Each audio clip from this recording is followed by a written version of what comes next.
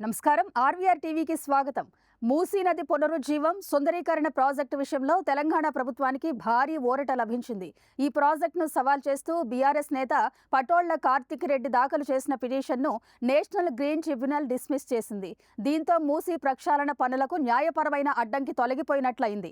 అయితే ఈ ప్రాజెక్టు వల్ల పర్యావరణానికి ముప్పు వాటిల్లుతుందని, నిబంధనలకు విరుద్ధంగా పనులు జరుగుతున్నాయని కార్తిక్ రెడ్డి ఎన్జీటీలో పిటిషన్ దాఖలు చేశారు. పిటిషన్ను విచారించిన ట్రిబ్యునల్ పిటిషనర్ తన వాదనలకు సంబంధించి ఎటువంటి సరైన శాస్త్రీయ ఆధారాలను సమర్పించలేదని ఎన్జీటీ పేర్కొంది.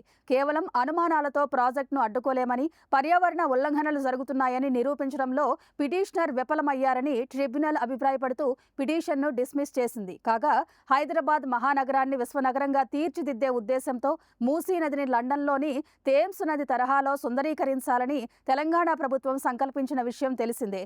ఈ క్రమంలోనే సుమారు 50,000 కోట్లతో భారీ ప్రాజెక్టు చేపట్టింది. అయితే తాజాగా నేషనల్ గ్రీన్ ట్రిబ్యునల్ ఇచ్చిన తీర్పుతో ప్రభుత్వం మూసీ సుందరీకరణ పనుల్లో వేగం పెంచే అవకాశం ఉంది. ఇలాంటి కరెంట్ అప్డేట్స్ కోసం చూస్తూనే ఉండండి మన ఆర్వీఆర్ టీవీ. లైక్ చేయండి, షేర్ చేయండి, సబ్స్క్రైబ్ చేయండి.